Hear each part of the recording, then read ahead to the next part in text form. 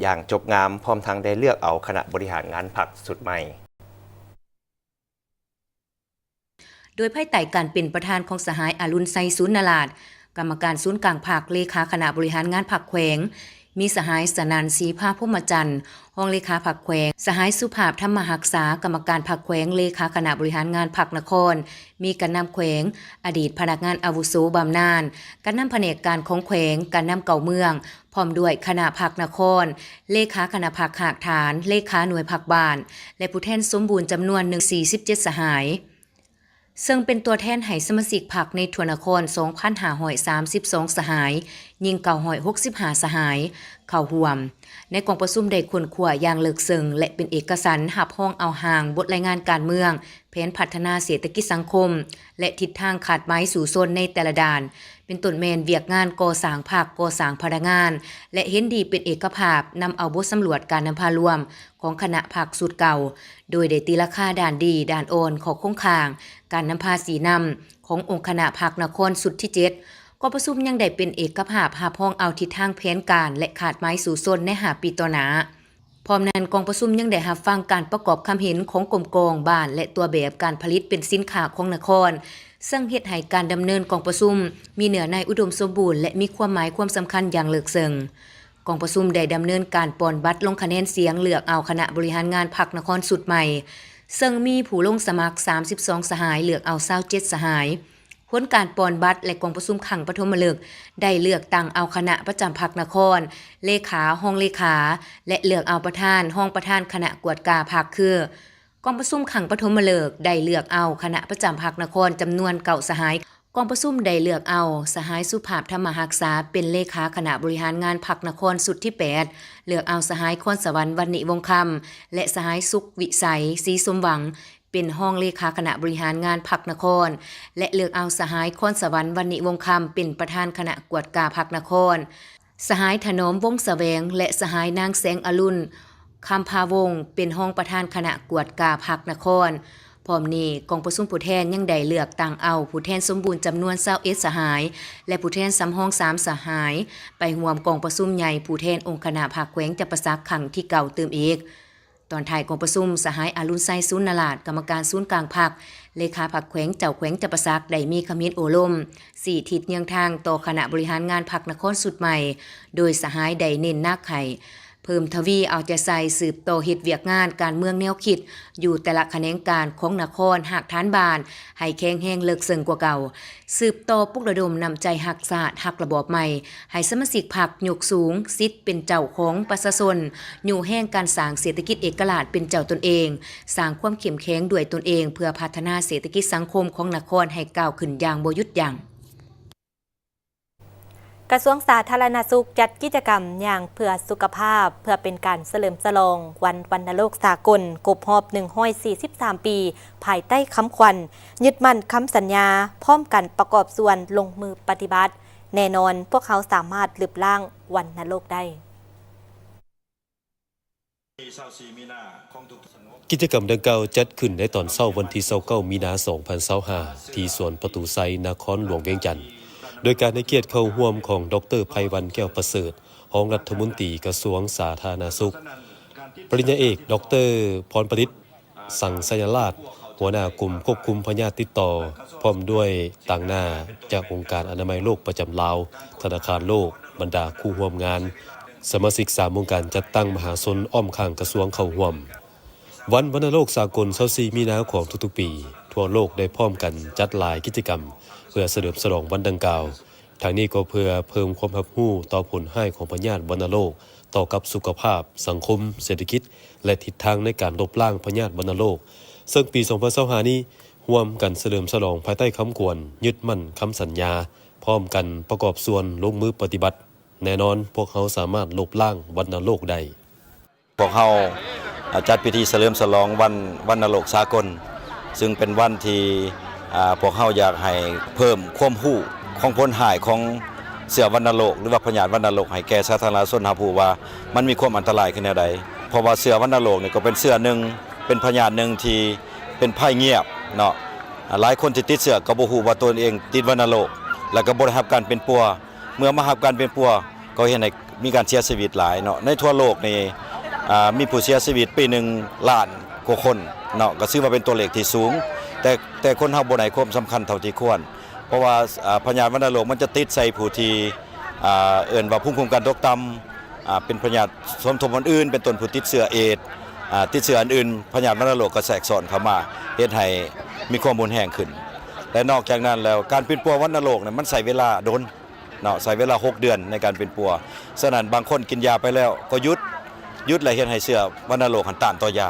ฉะนั้นเฮ็ดให้คนเจ็บดังกล่าวหันเป็นปัวยากขึ้นและเฮ็ดให้เป็นสาเหตุหนึ่งหลักๆในการเสียชีวิตซึ่งว่าในอัตราการติดเชื้อของประเทศของเฮานี่ถือว่าอยู่ในอัตรา100 กว่าคนต่อประชากรแสนคนฉะนั้นก็เป็นตัวเลขที่ค่อนข้างสูงฉะนั้นแล้วสิ่งท้าทายหลายอย่างที่พวกเฮาประเสริญก็คือเชื้อต้านต่อยาคนเจ็บที่กินยาบ่ครบแล้วก็ผู้ที่ติดเชื้อแล้วเป็นต้นแม่นผู้สัมผัสใกล้ชิดหรือว่าผู้อยู่ในครอบครัวนะปกติจะต้องรับการเป็นปัวนำกันเบิดเนาะฉะนั้นแล้วการร่วมมือของประชาชนก็เป็นอันหนึ่งที่สำคัญเพื่อว่าเสียแนวใดป้องกันเชื้อวัณโรคนี่แพร่เอิ้นว่าในวงกว้าง ตามสถิติจากองค์การอนามัยโลกในแต่ละมือทั่วโลกมีคนเสียชีวิตย้อนพยาธิวัณโรคหลายกว่า 3,400 คน และเกือบ 30,000 คนเจ็บป่วยย้อนพยาธิวัณโรคที่สามารถป้องกันและปิ้นปัวให้หายดีได้วัณโรคเป็นสาเหตุที่นำไปสู่การเสียชีวิตกับผู้ที่ติดเชื้อ HIV หรือเอดส์และเป็นส่วนสำคัญที่เฮ็ดให้เกิดการต้านต่อยาเพื่อยุติการติดเชื้อบ่ให้กลายเป็นพยาธิวัณโรคต้องได้เพิ่มทวีการปิ้นปัวป้องกันกลุ่มที่มีความเสี่ยงสูงเช่นผู้ติดเชื้อเอดส์เด็กน้อยอายุต่ำกว่า5 ปีผู้ที่อยู่ร่วมเรือนเดียวกันกับผู้ติดเชื้อรวมทั้งบุคคลใกล้ชิดกับคนเจ็บวัณโรคสำหรับสาธารณรัฐประชาธิปไตยประชาชนลาวอิงตามองค์การอนามัยโลกคาดคะเนกรณีคนเจ็บวัณโรคใหม่และกลับคืนเป็นอีกครั้งแม่นประมาณ 10,000 คนและกรณีเสียชีวิตย้อนวัณโรคประมาณ 1,100 คนอย่างใดก็ตามอัตราการปกคุมการปิ้นปัววัณโรคแม่นบรรลุได้ถึง 90 ส่วนร้อยหรือ 9,124 กรณีตามสถิติในปี 2023รัฐบาลลาวได้ยึดมั่นคำสัญญาเพื่อบรรลุยุทธศาสตร์ลบล้างวัณโรคและรับประกันให้ปราศจากวัณโรคภายในปี 2030 โดยการเอาใจใส่การเข้าถึงกลุ่มที่บ่สามารถเข้าถึงและซอกหากรณีวัณโรคให้ได้รับการปิ้นปัวแต่หัวทีโดยการขยายเวียกงานการกันและการเบิ่งแยงดูแลสุ่มใส่ประชากรที่มีความเสี่ยงที่ได้รับผลกระทบและเผชิญกับสิ่งท้าทายในการเข้าถึงการดูแลการปิ้นปัวที่มีคุณภาพขยายเวียกงานการปิ้นปัวป้องกันวัณโรคฮอดขั้นสุขศาลาในขอบเขตตัวประเทศเพื่อให้ประเทศลาวปราศจากวัณโรคได้มีพิธีลงนามบทบันทึกความเข้าใจเพื่อมอบรับโครงการเห็นผลไว้ภายใต้ขอบการร่วมมือแม่น้ำของแม่น้ำคงคาในวันที่28 มีนาคม 2025 ที่กระทรวงการต่างประเทศ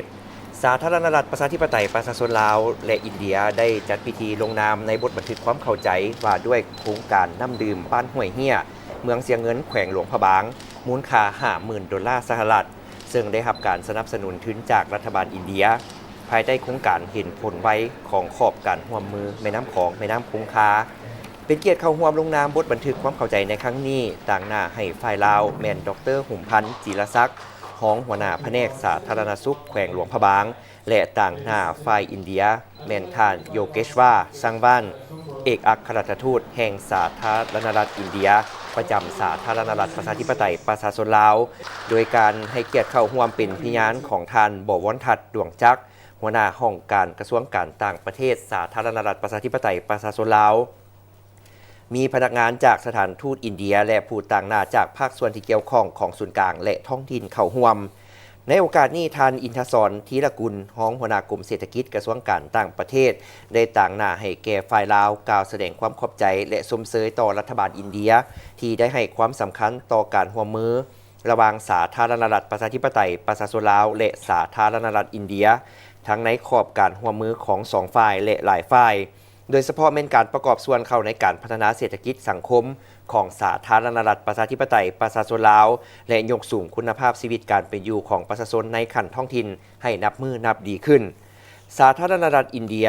ในนามคู่ร่วมพัฒนาขอบการร่วมมือแม่น้ำของแม่น้ำคงคาได้ประกาศสั่งตั้งโครงการเห็นผลไว้ ในปี 2012 โดยการสนับสนุนงบประมาณจำนวน$1 ล้านต่อปีให้แก่ประเทศสมาชิกแม่น้ำคองเพื่อจะตั้งปฏิบัติโครงการขนาดน้อยมูลค่าบ่เกิน$50,000ต่อ1โครงการนับตั้งแต่สร้างตั้งโครงการเห็นผลไว้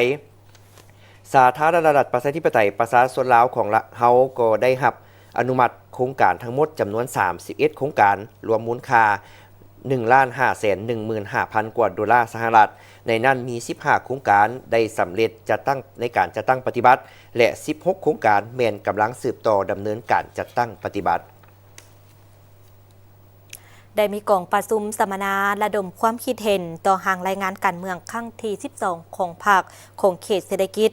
ซึ่งจะนำไปปรับปรุงกาเกี่ยมเนื้อในรายงานการเมืองต่อกองประชุมใหญ่ของแต่ละภาคส่วนให้สอดคล้องกลมเกี่ยวและไปล้วงเดียวกันกับหางรายงานการเมืองกองประชุมใหญ่ครั้งที่12ของภาคในวันที่31 มีนาคม 2025 ที่ห้องประชุมสำนักงานห้องประการส่วนกลางภาคได้มีการจัดสัมมนาระดมความคิดเห็นต่อหางรายงานการเมืองครั้งที่12ของภาคของเขตเศรษฐกิจภายใต้การเป็นประธานของสหายสถาบันดิษฐ์อินทรีย์เชียงใหม่คณะประจำภาคของรัฐมนตรีกระทรวงแผนการและการลงทุนหัวหน้าอนุกรรมการรับผิดชอบหางรายงานการเมืองของเขตเศรษฐกิจโดยมีบรรดาสหายห้องเลขาคณะภาคคณะประจำภาคกรรมการคณะภาคผู้ทรงคุณวุฒินักวิทยาศาสตร์และพนักงานหลักแหล่งในของเขตเศรษฐกิจ12ภาคส่วนคือกระทรวงการเงินกระทรวงแผนการและการลงทุนกระทรวงอุตสาหกรรมและการค้ากระทรวงเกษตรกรรมและป่าไม้กระทรวงทรัพยากรธรรมชาติและสิ่งแวดล้อมกระทรวงพลังงานและปอแฮกระทรวงโยธาธิการและขนส่งกระทรวงเทคโนโลยีและการสื่อสารธนาคารแห่งสปป.ลาวสถาบันวิทยาศาสตร์เศรษฐกิจสังคมแห่งชาติมหาวิทยาลัยแห่งชาติและผู้ทรงคุณวุฒิจากสภาทฤษฎีศูนย์กลางภาคการจัดสัมมนาในครั้งนี้เพื่อระดมและญาติแยงความคิดเห็นเพื่อสืบต่อปรับปรุงหางรายงานการเมืองครั้งที่12ของภาคในของเขตเศรษฐกิจให้มีเนื้อในเลิกเซิงครบถ้วนถูกต้องสอดคล้องและแท้ตัวจริงพร้อมทางวางทิศทางในการแก้ไขความยุ่งยากทางด้านเศรษฐกิจการเงินที่กำลังประเสริญคือในปัจจุบันและทั้งเป็นการส่องแสงได้สติปัญญาล้วนหมู่และเสริมขยายประชาธิปไตยภายในพรรคอย่างกว้างขวางสร้างความรับรู้ความเข้าใจและความเป็นเอกภาพทางด้านทัศนะแต่หัวทีต่อหางรายงานการเมืองของกองประชุมใหญ่ครั้งที่12ของพรรคจากนั้นถือเป็นเนื้อในพื้นฐานเพื่อให้บรรดาองค์คณะภาคของเขตเศรษฐกิจนำไปปรับปรุงการใกล้เคียงเนื้อในรายงานการเมืองต่อกองประชุมใหญ่ของแต่ละภาคส่วนให้สอดคล้องกลมเกี่ยวและไปล้วงเดียวกันกับหางรายงานการเมืองของกองประชุมใหญ่ครั้งที่12ของภาคโอกาสนี้สหายดาวสวรรค์เครือมีไซห้องหัวหน้าสถาบันการเมืองและการปกครองแห่งชาติต่างหน้าอนุกรรมการรับผิดชอบหางรายงานการเมืองของเขตเศรษฐกิจก็ได้ขึ้นรายงานความคืบหน้าเกี่ยวกับการปรับปรุงเนื้อในหางรายงานกองประชุมใหญ่ครั้งที่12ของภาคของเขตเศรษฐกิจโดยได้มีการตีราคาการจะตั้งปฏิบัติมาที่กองประชุมใหญ่ครั้งที่11ของภาคใน5 ปีผ่านมาทั้งยกให้เห็นผลงานที่พ้นเด่นปัญหาที่ตั้งขึ้นสาเหตุและบทเรียนที่ถอดถอนได้พร้อมทางได้ประเมินผลแบบรวมรวม40 ปีแห่งการปฏิบัติแนวทางเปลี่ยนแปลงใหม่รอบด้านที่มีหลักการของพรรคเฮาและได้กำหนดประดานเนื้อในทิศทางหน้าที่แผนนโยบายใหญ่เพื่อสืบต่อยุ่ยแหงภารกิจเปลี่ยนแปลงใหม่รอบด้านในของเขตเศรษฐกิจโดยติดพันกับการสร้างเศรษฐกิจเอกราชเป็นเจ้าตนเองในต่อหน้าให้เข้มแข็งนักแน่นแน่ใจให้ผู้เข้าร่วมกองประชุมพิจารณาประกอบความเห็นอย่างมีจุดซุ่มเพื่อเฮ็ดให้เนื้อในต่างๆมีความจะแจ้งขึ้นตื่มสหพันธ์กรรมบาลฮักฐานห้องหมอมิตรภาพสรุปการเคลื่อนไหวจะตั้งปฏิบัติเวียกงานกรรมบาลประจำปี 2024 และวางทิศทางแผนการปี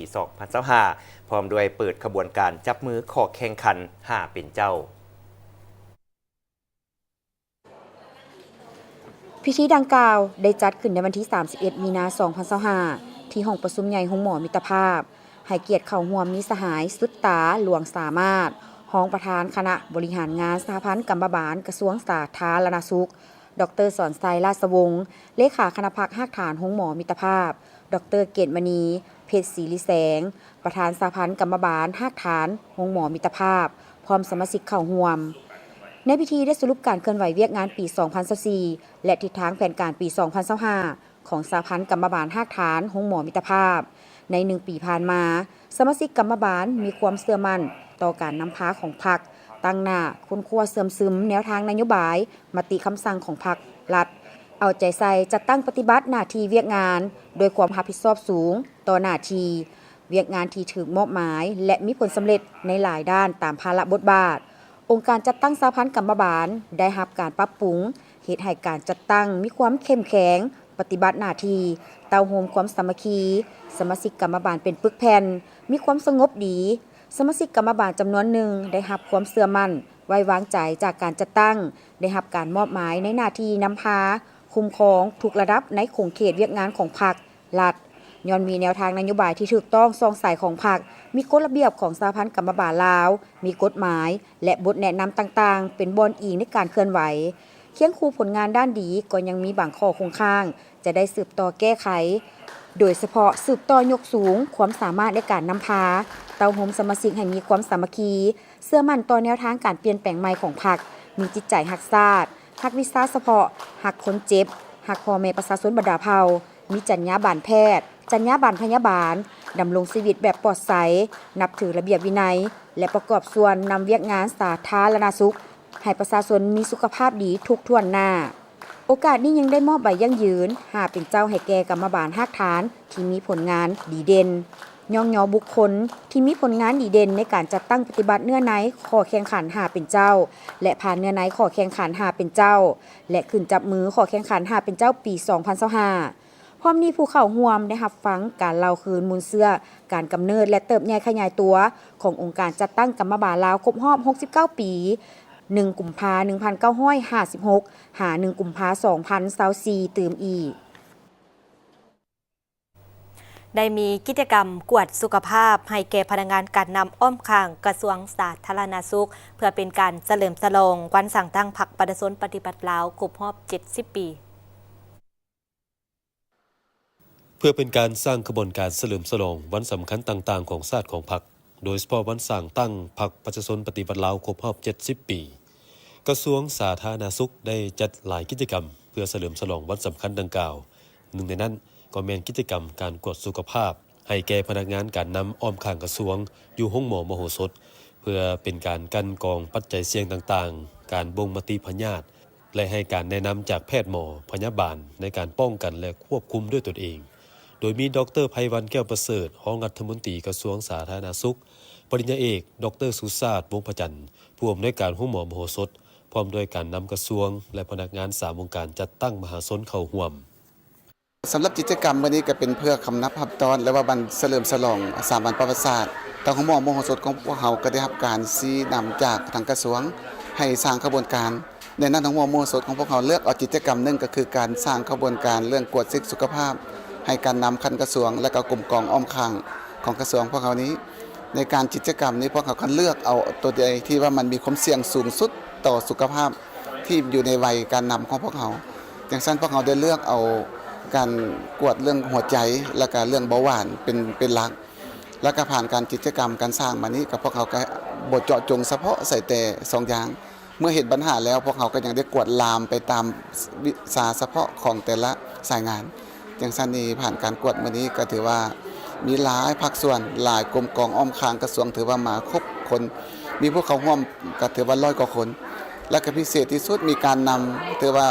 พักผ่อนรับอุดหนุนบำนาญแต่ก็ยังมาเข้าร่วมญาติเวลามาเข้าร่วมอันนี้เป็นอันที่ภูมิใจที่สุดบางครั้งก็ถือว่าอยากพบเพิ่นก็บ่ได้พบแต่เมื่อนี้เพิ่นสละเวลาที่มาร่วมกิจกรรมกวดเช็คสุขภาพก็ถือว่าเป็นอันโชคดีของหมอที่ได้บริการให้แก่บรรดาการนำขั้นกระทรวงของพวกเขาแต่มโหสถของพวกเขาก็ได้เริ่มจัดขบวนการอันนึงก็นับแต่ออกแห่งงานรวมอ้อมข้างของหมออันที่2มาก็เฮ็ดกีฬาอันที่3มาก็ศิลปะอันที่4มาก็คืออันกวดเช็คสุขภาพเมื่อกี้นี่ก็ได้ถือว่าสำเร็จลงไปได้ดีอีกตัวนึงก็คือว่าอันนั้นเผยแผ่เอกสารที่สำคัญของศาสตร์ของพรรคสำหรับการกวดสุขภาพในครั้งนี้ประกอบด้วยการกวดอาการชีวิตกวดความดันกวดกรรมจรกวดระบบต่างๆของร่างกายกวดธาตุน้ำตาลกวดสุขภาพตากวดแทรกคลื่นกระแสไฟฟ้าหัวใจและกวดเอโกผงทอง ผลสำเร็จของการจัดงานบุญสบายดีญี่ปุ่น 2025 ที่จัดขึ้นในไทยอาทิตย์ที่ผ่านมาอยู่สวนประตูไซถือเป็นส่วนหนึ่งในบรรดากิจกรรมเฉลิมฉลองการสร้างตั้งสายพัวพันธ์การทูตลาวญี่ปุ่นครบรอบ 70 ปี และการส่งอาสาสมัครญี่ปุ่นมาช่วยลาวครบรอบ 60 ปี ในระหว่างวันที่29หา30 มีนาที่สวนประตูใจนครหลวงเวียงจันทน์สถานทูตญี่ปุ่นประจำลาวร่วมกับองค์การร่วมมือสากลญี่ปุ่นประจำลาวสมาคมมิตรภาพลาวญี่ปุ่นและสมาคมอดีตนักศึกษาลาวจากญี่ปุ่นได้จัดงานบุญสบายดีญี่ปุ่นปี 2025 ภายใต้หัวข้อส่งเสริมการแลกเปลี่ยนวัฒนธรรมวิถีชีวิตและอาหารของสองประเทศลาวญี่ปุ่นเข้าร่วมในพิธีเปิดนิทานซึโตมุโคอิซึมิเอกอัครราชทูตญี่ปุ่นประจำลาวรองศาสตราจารย์ปริญญาเอกพุทธสิมมลวงศ์รัฐมนตรีกระทรวงศึกษาธิการและกีฬาทั้งเป็นประธานสมาคมมิตรภาพลาวญี่ปุ่นตั้งหน้าองค์การร่วมมือสากลญี่ปุ่นประจำลาวสมาคมอดีตนักศึกษาลาวจากประเทศญี่ปุ่นเข้าร่วม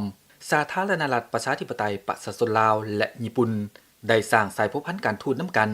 ในวันที่ 5 มีนาปี 1955 ตลอดระยะ 70 ปีที่ผ่านมาสายพัวพันธ์ที่เป็นมิตรภาพของสองประเทศได้รับการพัฒนาอย่างบ่หยุดยั้งมาฮอดปี 2025 สายพัวพันธ์ดังกล่าวได้ถูกยกระดับขึ้นสู่บาท9ใหม่กลายเป็นคู่ร่วมมือยุทธศาสตร์รอบด้านและปีนี้ก็ครบรอบ 60 ปีแห่งการส่งอาสาสมัครญี่ปุ่น5 คนทำอิฐมาช่วยเหลือลาวขององค์การร่วมมือสากลญี่ปุ่นในวันที่24 ธันวาคม ปี 1965 ผู้เข้าร่วมงานในครั้งนี้ได้สัมผัสกับกิจกรรมที่หลากหลายเช่นการแสดงการสาธิตกีฬายูโดการเต้นพื้นเมืองญี่ปุ่นโยสโกยโซลังบูชิการแข่งขันตำฮุงการนุ่งสุดยูกะตะการฟ้อนรำวงลาวเที่ยวชมห้านขายเครื่องหัตถกรรมอาหารพื้นเมืองของสองชาติลาวญี่ปุ่นและอื่นๆถือเป็นการประกอบส่วนอย่างตั้งหน้าเข้าในการเสริมขยายความเข้าใจระหว่างประชาชนสองชาติลาวญี่ปุ่นและทั้งเป็นการเพิ่มทวีการแลกเปลี่ยนวัฒนธรรมประเพณีอันดีงามของสองชาติ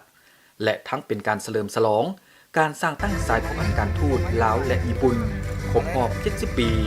และการส่งอาสาสมัครญี่ปุ่นมาช่วยลาวครบรอบ 60 ปี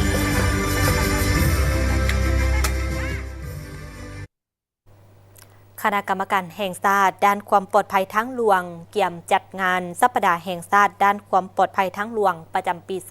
2025 ภายใต้คำขวัญถนนเพื่อชีวิตขับรถซ่าชีวิตยืนยาวซึ่งกิจกรรมในครั้งนี้จะจัดขึ้นที่แขวงสะหวรรณเขตในวันที่ 5 เมษายน 2025 ที่จะมาถึงนี้ภายในงานก็มีหลายกิจกรรมเป็นต้นขบวนยางโต้วาทีแสดงละครและห้านบางแสดงสินค้าและอุปกรณ์เกี่ยวกับความปลอดภัยทางหลวงรายละเอียดที่ตามได้จากรายงาน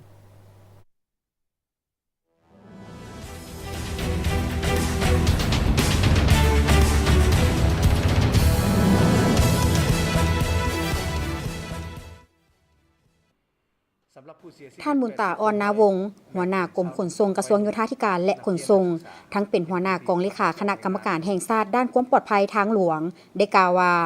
การจัดงานสัปดาห์แห่งชาติด้านความปลอดภัยทางหลวงประจำปี 2025 ซึ่งปีนี้จะจัดขึ้นที่แขวงสะหวรรณเขตในวันที่ 5 เมษายน 2025 ภายใต้คำขวัญถนนเพื่อชีวิตขับรถซ่าชีวิตยืนยาวสาธารณรัฐประชาธิปไตยประชาชนลาวตัวเลขผู้เสียชีวิตเฉลี่ย 1,000 คนต่อปี ซึ่งส่งผลเสียหายทางด้านเศรษฐกิจสังคม ในนี้ยังบ่ทันรวมการเสียหายด้านทรัพย์สิน ผู้บาดเจ็บ และผู้พิการเทือผู้เสียชีวิต 80 ส่วนห้อยแม่นสาวหนุ่ม วัยหนุ่ม นักเรียน นักศึกษา และผู้ที่ออกแรงงาน สาเหตุที่พาให้เกิดอุบัติเหตุแม่นการขับขี่รถไวเกินกำหนด เมาแล้วครับ เปลี่ยนทิศทาง บ่ปล่อยสิทธิ์สิงแซง บ่รับประกัน พาหนะบ่ปลอดภัยและบ่ปฏิบัติตามกฎจราจรดังนั้นรัฐบาลจึงได้วางยุทธศาสตร์แห่งชาติด้านความปลอดภัยทางหลวงแต่ปี 2021 หาปี 2030 ประกอบด้วย5เสาค้ำคือโค้งรางคมนาคมขนส่งหรือเส้นทางถนนที่ปลอดภัยพาหนะปลอดภัยคนใช้รถใช้ถนนปลอดภัยการคุ้มครองความปลอดภัยทางหลวงและการช่วยเหลือหลังเกิดอุบัติเหตุ การจัดงานสัปดาห์แห่งชาติด้านความปลอดภัยทางหลวงแม่นหนึ่งในกิจกรรมสำคัญภายใต้เสาข้ามที่ 4 การคุ้มครองความปลอดภัยทางหลวงเป็นการปลุกจิตสำนึกโฆษณาเผยแพร่และได้กำหนดไว้ในกฎหมายว่าด้วยการจราจรทางบกสำหรับปี 2025 นี้ซึ่งจะมีกิจกรรมขบวนยางโตวาทีแสดงละครและห้านวางแสดงสินค้าและอุปกรณ์เกี่ยวกับความปลอดภัยทางหลวงสำหรับผู้เสียชีวิต80ส่วนห้อยแม่นเป็นชาวหนุ่มวัยหนุ่มนักเรียนนักศึกษาเป็นผู้ที่กำลังออกแรงงานเพื่อประกอบส่วนให้แก่การพัฒนาเศรษฐกิจสังคมประเทศเฮาสาเหตุต้นต่อที่พาเกิดอุบัติเหตุก็คือพ่อฮู้นี่แม่น1แล้วแม่นดื่มแล้วขับขี่เนาะกับขี่ไวเกินกฎหมายกำหนดบ่ให้ทิศทางบ่ปล่อยสิทธิ์สิ่งแซงที่มันมีความเสี่ยงและพาหนะบ่ปลอดภัยดังนั้นรัฐบาลพวกเขาจึงได้วางยุทธศาสตร์ว่าด้วยความปลอดภัยทางหลวงระยะ 2021-2030 ซึ่งประกอบด้วย5เสาค้ำคือเสาค้ำที่1แม่นโครงร่างพื้นฐานคมนาคมขนส่งหรือว่าเส้นทางถนนปลอดภัยเสาค้ำที่2แม่นพาหนะหรือว่ารถประเภทต่างๆนี้ปลอดภัยได้มาตรฐานเนาะเสาค้ำที่3แม่นผู้ส้มไส้รถไส้ถนนหรือว่าคนปลอดภัยเสาค้ำที่4แม่นการคุ้มครองความปลอดภัยทางหลวงและเสาค้ำสุดท้ายที่5แม่นการช่วยเหลือกอบกู้ภายหลังเกิดอุบัติเหตุพันเอกคำสอนศรีดาวงศ์หัวหน้ากรมตำรวจจราจรกระทรวงป้องกันความสงบได้กล่าวว่าในปีใหม่ลาวพศ 2567 ผ่านมามีอุบัติเหตุเกิดขึ้นจำนวน316รายพาหนะเปเพจำนวน567คันคนได้รับบาดเจ็บ594คนเสียชีวิต33คนสร้างผลเสียหายทางด้านสุขภาพชีวิตและทรัพย์สินของรัฐของรวมหมู่และของประชาชนบรรดาเผ่าอย่างหลวงหลายสาเหตุหลักของการเกิดอุบัติเหตุคือความไวเกินดื่มสิ่งมึนเมาแล้วขับขี่พาหนะร่วมเกิดอุบัติเหตุส่วนหลายแม่นรถจักรรวมมี222รายหรือว่ากลับบ้านซึ่งผ่านกันไปพบปะสังสรรค์เนาะในการเฉลิมฉลองปีใหม่สิบอกเนาะเป็นในช่วงระยะเวลาค่ำคืนเท่านั้นเนาะเพื่อให้ได้ปัญหาที่ว่าการเฉลิมฉลองปีใหม่ในพ.ศ. 2568 นี้ให้มีความสงบมีความปลอดภัยมีบรรยากาศเบิกบานมวลซื่นหรือว่าปราศจากได้ต่อผลเสียหายทางด้านชีวิตทรัพย์สินที่เกิดจากการจราจรทางบกนี้กรมตำรวจจราจรพวกเราก็ได้มีแผนการต้นตอแม่นได้ออกแจ้งการมายังพ่อแม่ประชาชนพนักงานทหารตำรวจและผู้ใช้รถใช้ถนนส่วนปัญหาแจ้งการละเอียดเป็นพวกเราได้ส่งให้ทางกำลังจราจรแข่งเพื่อส่งให้ทางสื่อต่างๆให้ทางผู้ชมติดตามข่าวในนั้นก็มันได้ออกเฟซบุ๊กในเพจของกรมตำรวจจราจรที่ว่าได้สร้างขึ้นนั่นเป็นปัญหาที่หนึ่งที่ว่าพวกเราได้ห้างเอกสารแจ้งการถึงพ่อแม่ประชาชนเพื่อปฏิบัติตามกฎระเบียบการสัญจรให้เข้มงวดพันเอกคำสอนศรีดาวงศ์กล่าวเติมอีกว่าเพื่อเฮ็ดให้การเฉลิมฉลองส่งท้ายปีเก่าต้อนรับปีใหม่พ.ศ. 2568ให้มีความสงบมีความปลอดภัยมีบรรยากาศเบิกบานม่วนซื่นและปราศจากผลเสียหายทางสุขภาพชีวิตและทรัพย์สินที่เกิดจากอุบัติเหตุจราจรทางบกกรมตำรวจจราจรจึงได้ออกแจ้งการมายังประชาชนพนักงานทหารตำรวจและผู้ใช้รถใช้ถนนเพื่อสกัดกั้นอุบัติเหตุจราจรทางเจ้าหน้าที่ตำรวจจราจรทั่วประเทศจะได้เข้มงวดในการกวดกาการสัญจรตามทางหลวงโดยจะเน้นใส่กวดกาความไวกวดกาธาตุเหล้าในลมหายใจของนักขับขี่การใส่หมวกกันกระทบของผู้ขับขี่และผู้ซ้อนท้ายโดยนำใส่เจ้าหน้าที่ตำรวจจราจรทั้งหมด 1,172 คนจะตั้งจุดกวดกาบังคับใช้กฎหมายและระเบียบการเกี่ยวกับการจราจรทางบกจำนวน143จุดตามเส้นทางหลวงแห่งชาติทางหลวงแขวงทางหลวงของเมืองและทางในตัวเมืองฉะนั้นจึงเรียกร้องให้บรรดาผู้ขับขี่ทั้งหลายปฏิบัติตามกฎจราจรระเบียบกฎหมายและแจ้งการของอำนาจการปกครองท้องถิ่นที่ได้กำหนดไว้ให้ปฏิบัติอย่างเข้มงวดให้มีสติในการขับขี่ดื่มแล้วห้ามขับรถเด็ดขาด การนำใส่ความไวในทางหลวงนอกตัวเมืองให้ปฏิบัติตามป้ายที่ได้กำหนดไว้บริษัท FMB พัฒนาเทคนิคและการค้าจำกัดโซลูมและศูนย์ซ่อมแปลงรถที่ทันสมัยที่ได้รับความไว้วางใจจากลูกค้าตลอดมาในการบริการโดยทีมงานคุณภาพพร้อมมอบข้อเสนอที่ดีที่สุดให้กับลูกค้าและพวกเขายังมีทีมงานสร้างที่มีประสบการณ์สูงสามารถวิเคราะห์ปัญหาแก้ไขปัญหาให้ถูกจุดและว่องไวสถานที่ตั้งอยู่บ้านดุงเมืองเซเสถานครหลวงเวียงจันทน์ติดกับไฟแดงนาควายเส้นทาง450 ปีสามารถติดต่อเบอร์โทรและวอทแอปจากนี้ไปเส้นทานเคารพธงชาติ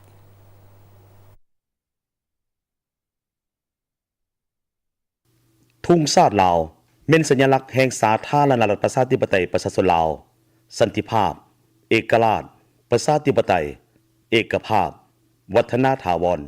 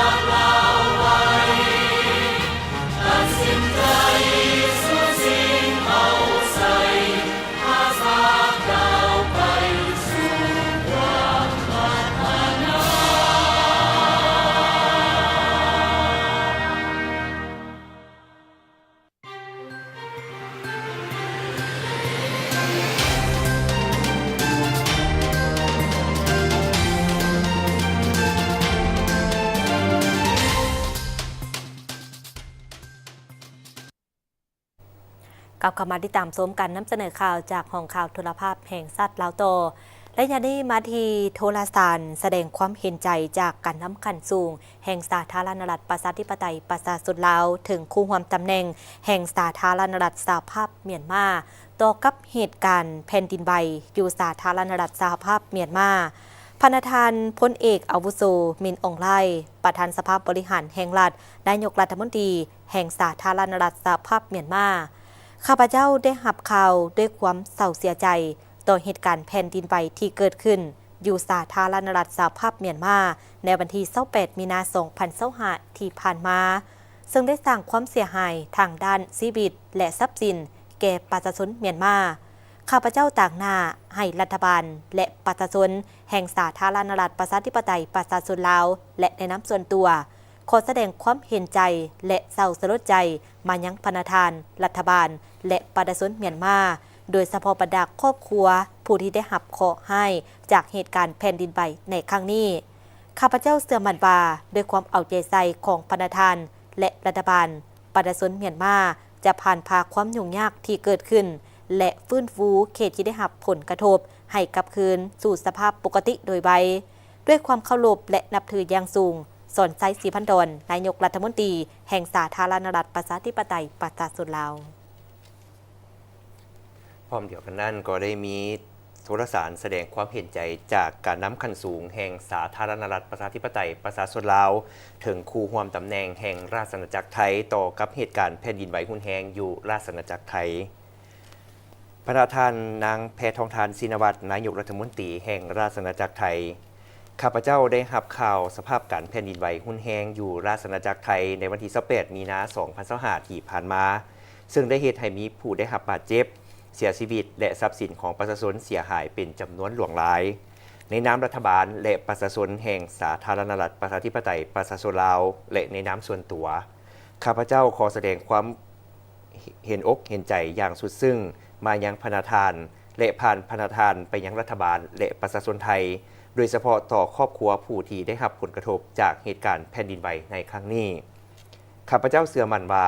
ภายใต้การสีนำนำพาอย่างใกล้ชิดของพนักงานก็คือรัฐบาลและการสนับสนุนในการร่วมมือของทุกภาคส่วนในสังคมรัฐบาลและประชาชนไทยจะสามารถผ่านผ่าความยุ่งยากในครั้งนี้และเหตุให้สภาพการกลับคืนสู่ปกติโดยไวด้วยความนับถืออย่างสูงสอนไซศรีพันดรนายกรัฐมนตรีแห่งสาธารณรัฐประชาธิปไตยประชาชนลาวพร้อมเดียวกันนั้นพระประธานท้องสวรรค์พรหมวิหารรัฐมนตรีกระทรวงการต่างประเทศแห่งสาธารณรัฐประชาธิปไตยประชาชนลาวก็ได้ส่งโทรสารแสดงความเห็นใจถึงพระประธานมาลิตเสงี่ยมพงษ์รัฐมนตรีว่าการกระทรวงการต่างประเทศแห่งราชอาณาจักรไทยเช่นเดียวกันนายกรัฐมนตรีแห่งสาธารณรัฐประชาธิปไตยประชาชนลาวได้สำเร็จการเข้าร่วมกองประชุมเวทีปรึกษาหารือโปเอาเพื่ออาซีประจำปี 2025 ที่แขวงไหหนานประเทศจีนสำหรับสปป.ลาวประกอบส่วนเข้าในการเสริมสร้างความมั่นคงและเสถียรภาพในภาคพื้นและสากลในอาทิตย์ที่ผ่านมาทานสอนไซศรีพันดรนายกรัฐมนตรีแห่งสาธารณรัฐประชาธิปไตยประชาชนลาวพร้อมภรรยาและคณะได้สำเร็จการเข้าร่วมกองประชุมเวทีปรึกษาหารือโปอ้าวเพื่ออาซีประจำปี 2025 ที่แขวงไหหนานกองประชุมเวทีปรึกษาหารือถือเป็นเวทีปรึกษาหารือที่สำคัญระดับภาคพื้นที่เต้าโฮมเอาบรรดาผู้นำผู้วางนโยบายนักค้นคว้าผู้เชี่ยวชาญนักธุรกิจและผู้ต่างหน้าจากองค์การจัดตั้งสากลสถาบันการศึกษาสื่อมวลชนต่างๆเพื่อมาปรึกษาหารือถึงทิศทางในการร่วมมือในการสร้างสันติภาพและการพัฒนาของภาคพื้นและสากลก็คือการร่วมกันซ่องหาวิธีการแก้ไขปัญหาและรับมือสิ่งท้าทายต่างๆสาธารณรัฐประชาธิปไตยประชาชนลาวประกอบส่วนเข้าในการเสริมสร้างความมั่นคงและเสถียรภาพในภาคพื้นและสากลโดยเฉพาะในระยะที่สภาพการของโลกมีความเข่งตึงทางด้านการเมืองและเศรษฐกิจการเปลี่ยนแปลงของภูมิศาสตร์ที่คาดการณ์ได้ยากซึ่งบ่เพียงแต่ส่งผลกระทบต่อบรรดาประเทศที่เกี่ยวข้องเท่านั้นแต่ยังส่งผลกระทบออกเป็นวงกว้างต่อวงคณะญาติสากลต่อหน้าสภาพการดังกล่าวนี้ประชาคมโลกต้องมีการปรับตัวและเตรียมความพร้อมเพื่อรับมือและซอกซองทางในการเพิ่มทวีการร่วมมือให้หลายกว่าเก่ามันได้เรียกร้องให้สืบต่อฮัดแน่นการเชื่อมโยงเชื่อมจอดภาคพื้นและโลกโดยผ่านการพัฒนาโครงสร้างพื้นฐานการประสานกลมเกลียวด้านนโยบายและการเชื่อมโยงระหว่างประชาชนกับประชาชนแนใส่ส่งเสริมความเข้าใจสร้างความไว้เนื้อเชื่อใจซึ่งกันและกันในโอกาสที่คณะได้เดินทางเข้าร่วมกองประชุมดังกล่าวก็ได้ไปเยี่ยมยามพื้นฐานการพัฒนาเศรษฐกิจสังคมจำนวนหนึ่ง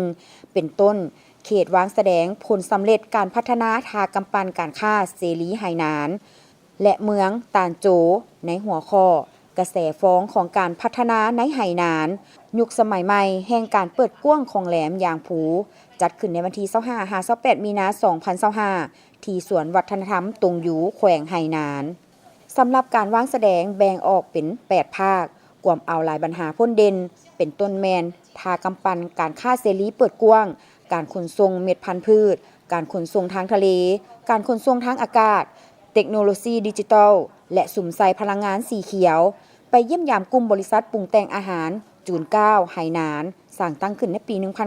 1996 เป็นวิสาหกิจปรุงแต่งอาหารที่ทันสมัยโดยใส่หมักพร้าวของไหหนานซึ่งเป็นผลผลิตที่มีชื่อเสียงของแขวงและหมักไม้เขตฮ้อนเป็นวัตถุดิบหลัก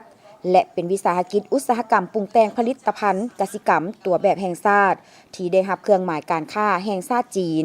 บริษัทมีพนักงานเกือบ 2,000 คนและมีห้างค้าขายผลิตภัณฑ์ของบริษัทที่มีเครือข่ายในหลายประเทศผลิตภัณฑ์บางชนิดถูกส่งออกไปหลายกว่า50ประเทศในภาคพื้นและสากล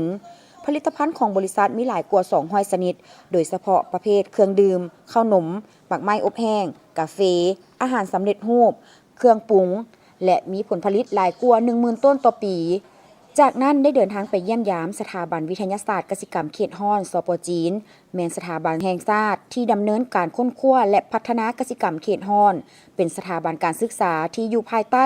การคุ้มครองของกระทรวงกสิกรรมสาธารณรัฐประชาชนจีนประกอบมี3เขตคือวิทยาเขตไหโขวิทยาเขตตานโจและวิทยาเขตจานเจียง ประกอบมี 14 สถาบันย่อยและมีเนื้อที่ทดลองทางกสิกรรมหลายกว่า 4,000 เฮกตาร์มีพนักงานหลายกว่า 4,600 คนในนั้น 3,300 คนเป็นนักวิทยาศาสตร์คนครัวรวมทั้งนักวิทยาศาสตร์อาวุโสเกือบ500 คนและไปเยี่ยมยามบ้านสือซาตั้งอยู่ในเขตที่มีภูเขาไฟหลายกว่า90ส่วนห้อยของเนื้อที่ดินปกคลุมด้วยหินภูเขาเป็นสั้นดินหินบางและยากในการเก็บกักน้ำอันได้เฮ็ดให้เขตดังกล่าวบ่เหมาะสมในการเฮ็ดกสิกรรม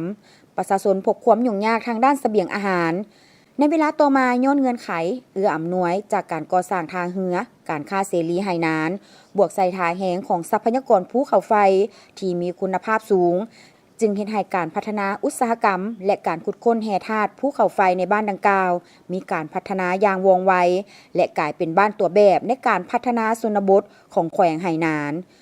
ในโอกาสนี้นายกรัฐมนตรีแห่งสาธารณรัฐประชาธิปไตยประชาชนลาวได้พบปะกับสหายติ๋งเสียเซี่ยง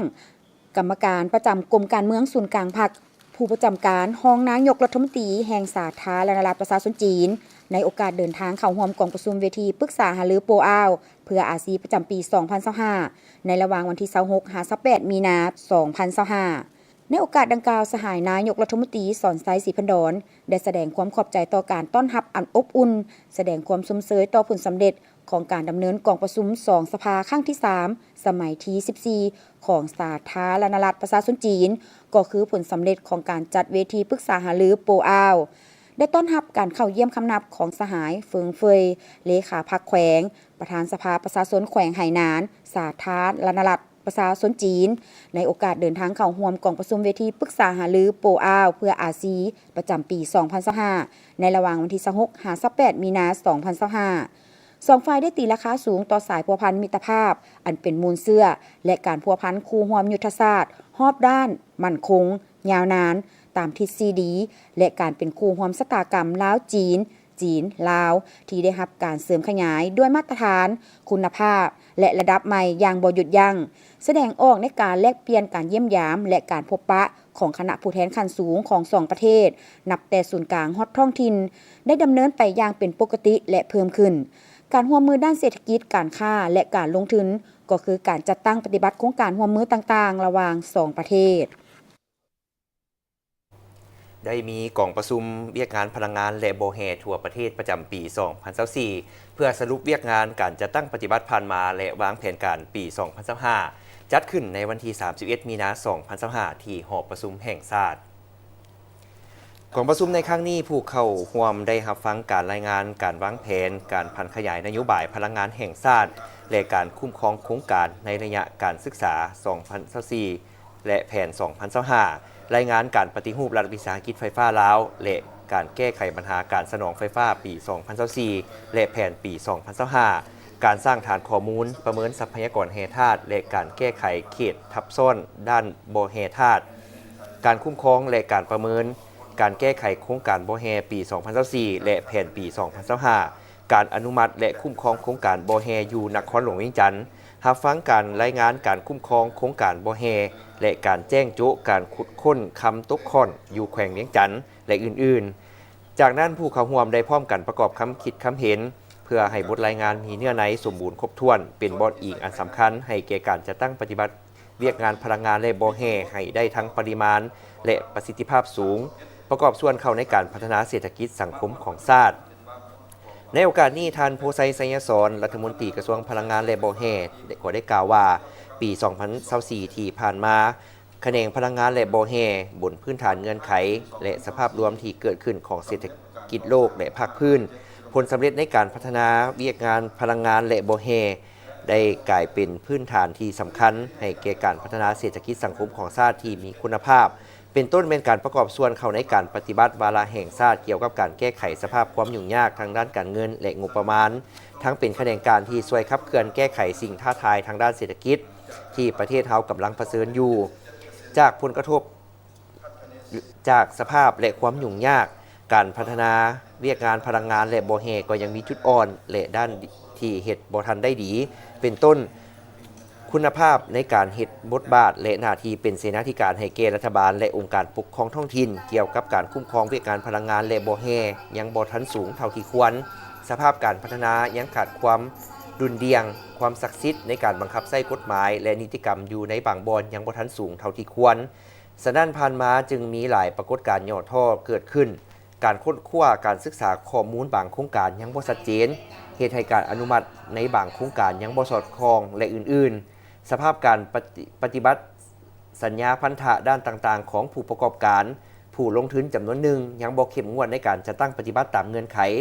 มาตรการต่างๆที่วางออกขาดความเอาใจใส่และบ่ปฏิบัติตามเวลาที่กำหนดไว้ปัจจุบันการอนุมัติโครงการลงทุนในแขนงการพลังงานและบ่อแห่นั่นก็มีหลายจึงเรียกร้องให้ต้องได้มีการปรับปรุงแบบแผนวิธีเฮ็ดเวียกหลายอันเพื่อให้การปฏิบัติหน้าที่ของอำนาจรัฐในการคุ้มครองเวียกงานตามหลักวิชาการได้ถูกจัดตั้งอย่างเอาใจใส่รับประกันความจำเป็นในการเพิ่มทวีประสิทธิภาพในการประสานงานเฮ็ดให้ภายในแขนงการระหว่างทั้งศูนย์กลางและท้องถิ่นท่านนายกรัฐมนตรีได้ให้เกียรติเข้าร่วมปิดกล่องประชุมสรุปเวียกงานพลังงานและปอแฮทั่วประเทศประจำปี 2024 พร้อมทางเน้นให้ผู้เข้าร่วมพร้อมกันบุกบืนสู่ซนด้วยความห้าวหันเพื่อเฮ็ดให้การพัฒนาของแขนงพลังงานและปอแฮก้าวขึ้นสู่บัดก้าวใหม่ภายหลังท่านโพไซสัญญาสนรัฐมนตรีกระทรวงพลังงานและบ่อแฮได้รายงานย่อเกี่ยวกับผลของกองประชุมการจัดตั้งปฏิบัติเวียกงานพลังงานและบ่อแฮประจำปี 2024 และแผนการปี 2025 แล้วจากนั้นท่านสอนชัยศรีพันดรนายกรัฐมนตรีได้แสดงความย่องยอชมเชยต่อผลงานที่แขนงพลังงานและบ่อแฮสามารถยัดมาได้หลายผลงานที่พ้นเด่นในระยะที่ผ่านมาพร้อมนั้นท่านก็ได้เน้นหนักให้แขนงพลังงานและบ่อแฮเอาใจใส่เกี่ยวกับทิศทางหน้าที่รวมการคาดคะเนในแผนการสำหรับปี 2026-2030 ต้องสู่ซนเฮ็ดให้แขนงพลังงานและบ่อแฮให้กลายเป็นแขนงเศรษฐกิจที่เอื้ออำนวยให้แก่การพัฒนาเศรษฐกิจสังคมของชาติทั้งเฉพาะหน้าและยาวนานสร้างให้กลายเป็นปัจจัยพื้นฐานสำหรับการพัฒนาแขนงการอื่นๆเอาใจใส่เป็นพิเศษการประกอบส่วนอย่างตั้งหน้าเข้าในการพัฒนาชนบทและแก้ไขความทุกข์ยากของประชาชนประดาเผาแต่นี่ฮอดปี 2030 ซุ่มใส่แก้ไขปัญหาต่างๆอยู่ในขอบเขตความรับผิดชอบเพื่อประกอบส่วนเข้าในการแก้ไขวิกฤตการเงินรวมของประเทศชาติสุกยู่การจะตั้งปฏิบัติและต้องมีบุคลากรที่มีความรู้ความสามารถความเด็ดขาดและโปร่งใสการพัฒนาเวียกงานพลังงานต้องรับประกันการนำใช้และปกปักรักษาทรัพยากรธรรมชาติอย่างมีประสิทธิผลและยืนยงพัฒนาแหล่งผลิตพลังงานไฟฟ้าที่เป็นเศรษฐกิจการขยายระบบสายส่งไฟฟ้าแนวใส่เพื่อตอบสนองความต้องการสมไส้อยู่ภายในเพื่อให้เป็นทายแหงให้การพัฒนาเศรษฐกิจของชาติสมทบกับการพัฒนาเพื่อส่งออกสร้างรายรับให้แก่ประเทศชาติและสมใส่แก้ไขหนี้สินของรัฐวิสาหกิจไฟฟ้าลาวเป็นเทอละเก้าต้องเอาใจใส่ปรับปรุงการกำหนดแผนให้ละเอียดชัดเจนสมทบอย่างแน่นแฟ้นระหว่างการพัฒนาแหล่งผลิตกระแสไฟฟ้ากับการพัฒนาระบบสายส่งสถานีและการตลาดนอกนั้นต้องสุ่มใจการกำหนดราคาไฟฟ้าให้เหมาะสมกับทุกฝ่ายในสังคมบริษัทสายส่งไฟฟ้าแห่งชาติต้องเคลื่อนไหวให้แข็งแรงกว่าเก่าเพื่อเฮ็ดให้บทบาทเป็นผู้พัฒนาเวียกงานสายส่งแบบครบวงจรดึงดูดญาติแยงการร่วมลงทุนให้นับทั้งภายในและต่างประเทศลดพรการแบ่งเบาภาระการลงทุนและหนี้สินของรัฐบาลสร้างเงื่อนไขเฮ็ดให้การพัฒนาด้านนี้มีความสะดวกและขยายตัวไว้ขึ้นเพื่อให้ทันกับความต้องการของการสนองไฟฟ้าภายในและเชื่อมโยงกับภาคพื้นปรับปรุงรัฐวิสาหกิจไฟฟ้าลาวให้นักแน่นเข้มแข็งในนี้ด้านการผลิตในตัวหน้าต้องรับประกันการผลิตเพื่อจำหน่ายอยู่ภายในประเทศให้เพียงพอพร้อมนี้ก็ค้นคว้าการก่อสร้างแหล่งผลิตใหม่ที่มีต้นทุนต่ำสู่โซนลดพรพลังงานตกเหี่ยในระบบจำหน่ายให้อยู่ในระดับที่ตั้งหน้าปรับปรุงและรับประกันคุณภาพในการให้บริการแก่สังคมให้สูงและทันสมัยสู่โซนให้มีการพัวพันแลกเปลี่ยนพลังงานแบบระบบสู่ระบบแนวใส่ดุลเดียงพลังงานรับประกันเสถียรภาพการสนองไฟฟ้าสำหรับการพัฒนาด้านโปรแฮในตัวหน้านายกรัฐมนตรีเน้นหนักให้เลือกเฟ้นอย่างเคร่งครัดเฮ็ดด้วยความระมัดระวังและรับประกันการพัฒนาให้ถูกต้องตามทิศยืนยงผู้ลงทุนบ่ว่าอยู่ภายในและมาจากต่างประเทศก็ต้องเลือกเฟ้นเอา ให้ได้ผู้ที่เป็นมืออาชีพมาลงทุนมีความชำนิชำนาญมีทุนก่อนมีเทคนิควิทยาศาสตร์วิทยาการสูงและต้องแมนการสร้างพื้นฐานที่มั่นคงให้แก่การหันเป็นอุตสาหกรรมและทันสมัยตามแนวทางของพรรคและยุทธศาสตร์ของรัฐเฮาในวันที่ 30 มีนาคม 2025 กระทรวงการต่างประเทศแห่งสาธารณรัฐประชาธิปไตยประชาชนลาวได้เข้าร่วมกองประชุมฉุกเฉินสมัยพิเศษของรัฐมนตรีต่างประเทศอาเซียนเกี่ยวกับเหตุการณ์แผ่นดินไหวที่เกิดขึ้นที่ประเทศเมียนมาและไทยในวันที่ 28 มีนาคม 2025 ในรูปแบบทางไกลโดยภายใต้การเป็นประธานของประเทศมาเลเซียในนามประธานอาเซียนปี 2025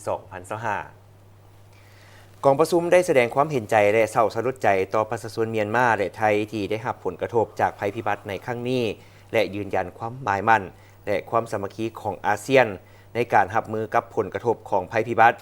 กองประชุมได้รับฟังการรายงานเกี่ยวกับสภาพความเสียหายจากเหตุการณ์แผ่นดินไหวที่เกิดขึ้นพร้อมทางได้แจ้งสภาพความต้องการฉุกเฉินเบื้องต้นและการช่วยเหลือด้านมนุษยธรรมฉุกเฉินของประเทศสมาชิกอาเซียนศูนย์ประสานงานช่วยเหลือมนุษยธรรมอาเซียนคู่เจรจาและบรรดาองค์การจัดตั้งสากลที่เกี่ยวข้องให้รัฐบาลและประชาชนเมียนมาและไทยพร้อมนี้กองประชุมเห็นดีตามการเสนอของเมียนมาให้เลขาธิการใหญ่อาเซียนเฮ็ดหน้าที่ผู้ประสานงานการช่วยเหลือด้านมนุษยธรรมอาเซียนมอบให้ศูนย์ประสานงานช่วยเหลือด้านมนุษยธรรมอาเซียนเป็นผู้อำนวยความสะดวกการช่วยเหลือมนุษยธรรมในครั้งนี้กองประชุมยังได้แสดงความขอบใจต่อการประกอบส่วนของบรรดาประเทศสมาชิกอาเซียนคู่ร่วมมือภายนอกอาเซียนองค์การสหประชาชาติภาคเอกชนและภาคส่วนที่เกี่ยวข้องทั้งหมดที่ได้ให้การช่วยเหลือแก่ประชาชนที่ได้รับผลกระทบนอกนั้นกองประชุมก็ยังได้ยั่งยืนคืนความหมายมั่นของอาเซียนที่จะเฮ็ดเวียกอย่างใกล้ชิดเพื่อประสานงานการช่วยเหลือด้านมนุษยธรรมสนับสนุนและอำนวยความสะดวกในการปฏิบัติงานบรรเทาทุกข์ให้ดำเนินไปอย่างมีประสิทธิภาพและทันการโดยมีศูนย์ประสานงานช่วยเหลือด้านมนุษยธรรมอาเซียนเป็นผู้ช่วยเหลือในเวียกงานดังกล่าวการแสดงศิลปะดนตรีพื้นเมืองผสมผสานการเต้นร่วมสมัยโดยการร่วมกันระหว่างลาวและญี่ปุ่นเพื่อเป็นการแลกเปลี่ยนวัฒนธรรมระหว่างลาวและญี่ปุ่นในท้ายอาทิตย์ที่ผ่านมาที่หอวัฒนธรรมแห่งชาติได้จัดงานการแสดงศิลปะดนตรีพื้นเมืองผสมผสานการเต้นแบบร่วมสมัยโดยการร่วมมือกันระหว่างลาวและญี่ปุ่นเพื่อเป็นการแลกเปลี่ยนวัฒนธรรมระหว่างลาวและญี่ปุ่นและการร่วมมือกันระหว่างบริษัทฝั่งลาวสตูดิโอและบริษัทฝั่งลาวเป็นเกียรติเข้าร่วมโดยท่านนางสวนสวรรค์ปิญญเกตรัฐมนตรีกระทรวงแถลงข่าววัฒนธรรมและท่องเที่ยวมีท่านชุโตโมะโคอิชุมิเอกอัครราชทูตญี่ปุ่นประจำลาวมีประดาท่านทูตทูตานุทูตแขกภายในและต่างประเทศงานในครั้งนี้เพื่อเฉลิมฉลองสายพัวพันธ์การทูตครบรอบ70 ปีระหว่างลาวและญี่ปุ่นเพื่อหัดแน่นสายพัวพันธ์ของทั้งสองประเทศและส่งเสริมการร่วมมือทางด้านศิลปะวัฒนธรรมและการท่องเที่ยวให้นับขยายตัว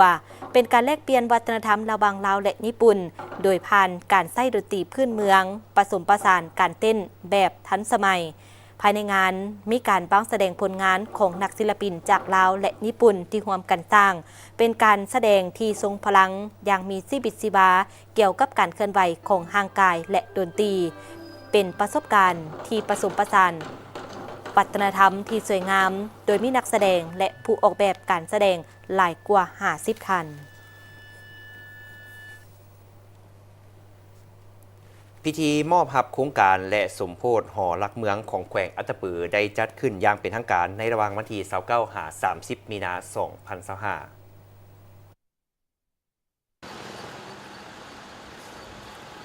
ท่านผู้ชมที่เคารพซึ่งภาพที่บรรดาท่านเห็นในปัจจุบันทางหลังของข้าพเจ้านี้ถือว่าแม่นขบวนแห่เพื่อเข้าสู่พิธีมอบรับและสมโภชหอรักเมืองของแขวงอัตตปือซึ่งนำหน้าพาทางขบวนโดยมีทางพระอาจารย์ใหญ่และก็ติดตามมาด้วยบรรดาผู้ทรงคุณวุฒิมวลชนชาวแขวงอัตตปือที่ว่าได้พร้อมกันจากวัดหลวงของแขวงมุ่งหน้าสู่ทางหอรักเมืองเพื่อจะมีพิธีมอบรับและสมโภชหอรักเมืองของแขวงอัตตปือติดตามได้จากทีมข่าวพลภาพแห่งชาติมีรายงาน พิธีมอบรับโครงการและสมโพธิห่อหลักเมืองข้องแขวงอัตตปือจัดขึ้นอย่างเป็นทางการในระหว่างวันที่29-5วันที่30 มีนาคม 2025เป็นเกียรติของร่วมพิธีที่มีความหมายความสำคัญในครั้งนี้ของท่านพลโทวันทองกองมณีเลขาพรรคแขวงเจ้าแขวงอัตตปือท่านพงษ์ไสสนะไสยะเสนาประธานบริษัทวังตัดไมนิ่งกรุ๊ปจำกัดมีบรรดาพระเทลานุเทระมีบรรดาการนำขั้นสูงข้องสุนกลางอดีตการนำข้องแขวงและบรรดาแขวงออมคังพร้อมด้วยมวลชนชาวพุทธศาสนิกชนข้องแขวงอัตตปือเข้าร่วมเป็นจำนวนล่วงไหลแขวงอัตตปือเป็นแขวงหนึ่งที่มีประวัติความเป็นมาอันยาวนานระยะนี้เป็นระยะที่บ้านเมืองได้รับการสร้างสร้างโดยเฉพาะแมนมีประติมากรรมห้องหอยสลักหินบูหานที่เห็นได้จากเศร้าเบอร์ซี่มาสลักฮูบที่เฮ็ดด้วยหินตังอยู่บ้านเมอหนากอกเมืองซานไซมีหินสลักห่อพระซาดอยู่บ้านสะเคาะบ้านคุ้มคำบ้านไสซี่เมืองไสเสธาและอยู่อุโมงค์บ้านเสขมันเมืองสามัคคีไสแสดงให้เห็นถึงการตั้งโฮมความสามัคคีการปักหลักตั้งถิ่นฐานบ้านเฮือนถิ่นฐานภูมิลำเนาและการดำรงชีวิตของประชาชนสมัยก่อนและมาถึงปัจจุบันเห็นได้ว่าแม้นมีความหมายและมีความสำคัญทางด้านจิตใจของประชาชนบรรดาเผ่ายามใดก็มีความปรารถนาไฟฟันถึงการเต้าโฮมความสามัคคีเป็นจิตหนึ่งใจเดียวบวกเป็นพลังหนึ่งเฮ็ดให้บ้านเมืองมีความสิวิไลรุ่งเรืองโดยถือเอาการยกสูงคุณค่าทางด้านวัฒนธรรมให้สูงส่งปรากฏตัวอยู่ในสังคมปัจจุบันการเฉลิมฉลองและสมโพธิห่อหลักเมืองข้องแขวงอัตตปือในครั้งนี้เป็นเหตุการณ์ที่มีความหมายความสำคัญทางด้านประวัติศาสตร์และวัฒนธรรมอันเป็นฮิตของประเพณีที่ดีงามของชาวพุทธศาสนิกชนก็คือประชาชนบรรดาเผ่าชาวแขวงอัตตปือและเป็นผลสำเร็จในความมุ่งมั่นปรารถนาของพ่อแม่พี่น้องและลูกหลานบรรดาเผ่าชาวแขวงอัตตปือทั้งเป็นเหตุการณ์การเมืองที่สำคัญเป็นคิดใหม่ผลสำเร็จทางด้านการนำพาและความเอกอังทนุงใจของพ่อแม่ประชาชนบรรดาเผ่าซึ่งบ่งบอกถึงความเจริญรุ่งเรืองของบ้านเมืองในยุคปัจจุบัน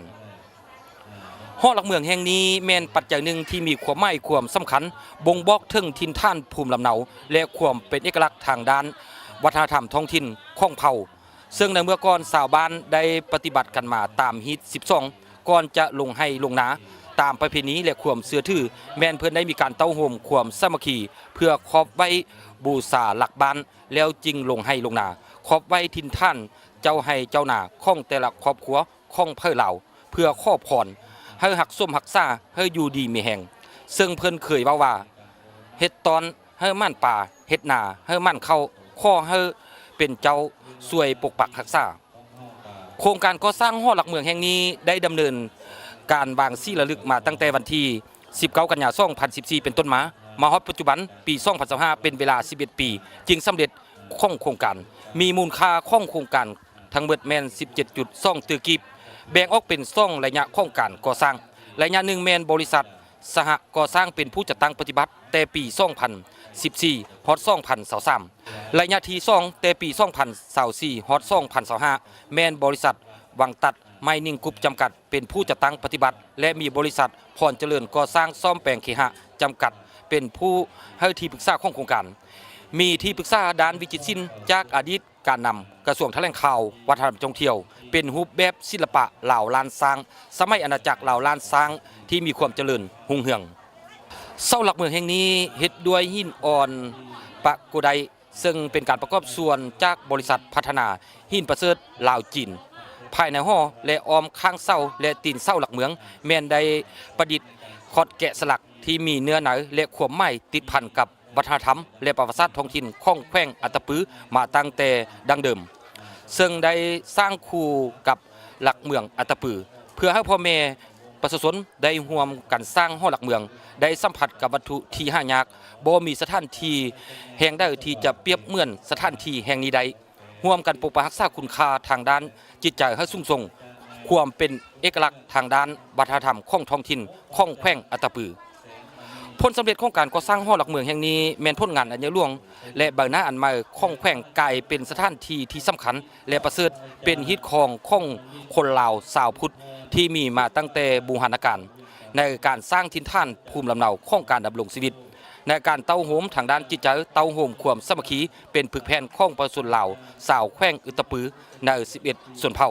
มาเต้าโหมกันเป็นหนึ่งดวงใจกลายเป็นอริยธรรมอันรุ่งเรืองอันโดดเด่นเป็นทรัพย์สมบัติบิงบานคอนเมืองของศาสตร์ทั้งเป็นทรัพย์สมบัติอันประเสริฐทางด้านวัตถุและจิตใจนำใช้ให้เกิดผลประโยชน์สูงสุดแก่สังคมและสาวแขวงอัตตปือตลอดไป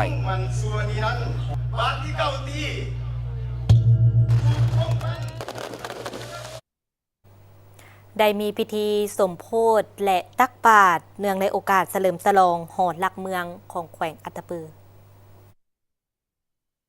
พิธีสมโภชหอหลักเมืองและตักบาตรในโอกาสการเฉลิมฉลองหอหลักเมืองของแขวงอัตตปือภายหลังสำเร็จพิธีมอบรับหอหลักเมืองระหว่างบริษัทบ่อคำวังตัดไมนิงกรุ๊ปจำกัดให้กับพ่อแม่ประชาชนก็คือสาวแขวงอัตตปือแล้วได้สืบต่อพิธีทางศาสนาเริ่มต้นด้วยการไต้เทียนบูชาพระรัตนตรัยไหว้พระหับสิ้นห้าสูตรปริตมงคลของพระสงฆ์30 องค์ฟังธรรมเทศนาจากพระอาจารย์ใหญ่มหาสุวรรณจันทราชคารวะหับพรถวายกันเทศและถวายปัจจัยให้กับคณะสงฆ์ไหว้พระหับสิ้น8ไต้เทียนใสคณะสงฆ์สูตรสมโพธิภาคต้นหับฟังเทศนาสูตรสมโพธิภาคบ่ายสูตรแผ่เมตตาหลวงไหว้พระยามเช้าเบาะตาพระพุทธรูปและเศร้าหลักเมืองพร้อมนั้นคณะสงฆ์ยังได้สูตรไสยันโตบรรดาพ่อข้าวแม่ข้าวกล่าวอำลาหับสิ้นห้าคารวะถ้วยปัจจัยให้กับคณะสงฆ์ที่นั่งขัดตบาต16 องค์พระหุสูตรหับพรและหับโมทนาทาน